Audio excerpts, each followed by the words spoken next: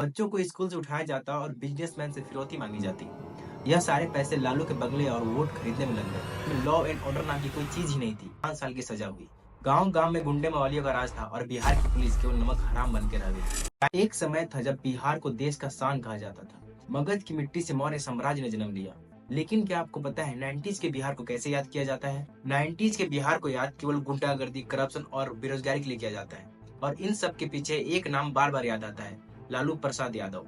एक ऐसा लीडर जो कि गरीबों का ठेकेदार बन के आया, लेकिन अपने राज्य को जंगल राज बना दिया। और आज हम जानेंगे कैसे लालू यादव के करप्ट गवर्नेंस ने बिहार को पिछड़ेपन की खाई में ढकेल दिया। तो नमस्कार दोस्तों, मेरा नाम है आकाश और आपका स्वागत करता हूँ लालू प्रसाद के बिहार के इस वीडियो में। 1989 के बिहार में एक नए युग की शुरुआत हुई, जब लालू यादव ने अपने आगे कास्ट पॉलिटिक्स और गरीबी का नाम का एजेंडा रखा।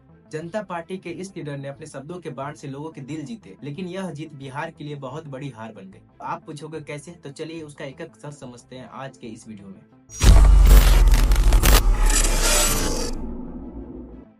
लालू का राज जंगल राज इसलिए कहा गया क्योंकि उनके राज में लॉ एंड ऑर्डर नाम की कोई चीज ही नहीं थी। गांव गांव में गुंडे मवालियों का राज था और बिहार की पुलिस केवल नमक हराम बन के रह गई थी। क्राइम रेट बहुत ज्यादा बढ़ चुका था। लूट, मर्डर, किडनैपिंग, फिरौती, यह मामला दिन प्रतिदिन बढ़ते ही जा रहा था। एक रिपोर्ट के हिसाब से 1990 में बिहार का क्राइम रेट देश में सबसे ज्यादा था। किडनैपिंग एक प्रॉफिटेबल बिजनेस बन गया था। बच्चों को स्कूल से उठाया जाता और बिजनेसमैन से फिरौती मांगी जाती। और यह सारे कारनामे होते थे एक लीडर की छत्र छाया में, लालू प्रसाद यादव। लालू यादव के राज में सबसे बड़ा स्कैम था चारा घोटाला।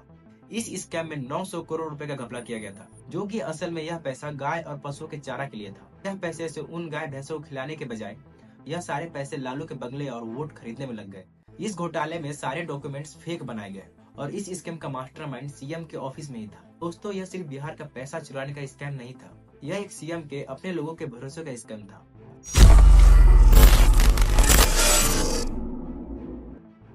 लालू ने करप्शन का एक और लेवल दिखाया जब उन्होंने अपने रिश्तेदारों को रेलवे में जॉब बांटी। 2004 में जब वो रेलवे मिनिस्टर बने तो अपने फैमिली मेंबर्स और अपने लोगों को नौकरियां दी गई। यह नेपोटिज्म का अब तक का बेस्ट और सबसे क्लासिक एग्जाम्पल है। जितने भी मेजर डिपार्टमेंट्स बिहार में थे, वहाँ सिर्फ सिफारिश और रिश्वत का राज था।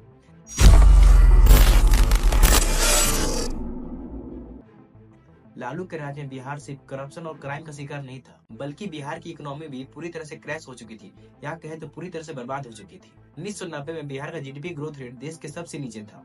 रोड खत्म हो चुकी थी, स्कूल और हॉस्पिटल की हालत बेहाल थी और काम के लोग महाराष्ट्र और दिल्ली माइग्रेट कर रहे थे। और आज भी बिहार उसी माइग्रेशन की वजह से स्ट्रगल करता है। और फाइनली 2013 में जस्टिस की जीत थी, जब लालू प्रसाद यादव को चारा घोटाले के चक्कर में 5 साल की सजा हुई। लालू प्रसाद यादव को 3.5 साल की सजा का ऐलान। लेकिन सवाल यह है कि क्या यह सीएम के कारनामे का सही इंसाफ था? 900 करोड़ का स्कैम और जेल सिर्फ 5 साल की, और उसके बाद पॉलिटिकल कमबैक का मौका भी मिल गया। तो दोस्तों, यह था लालू प्रसाद यादव के जंगल राज का एक छोटा सा पार्ट। बिहार के लोग इस जंगल राज के जख्म अभी तक महसूस करते हैं। तो दोस्तों, आज के लिए इतना ही। मिलते हैं किसी नेक्स्ट वीडियो में किसी नए टॉपिक के साथ। तब तक के लिए जय हिंद, जय भारत।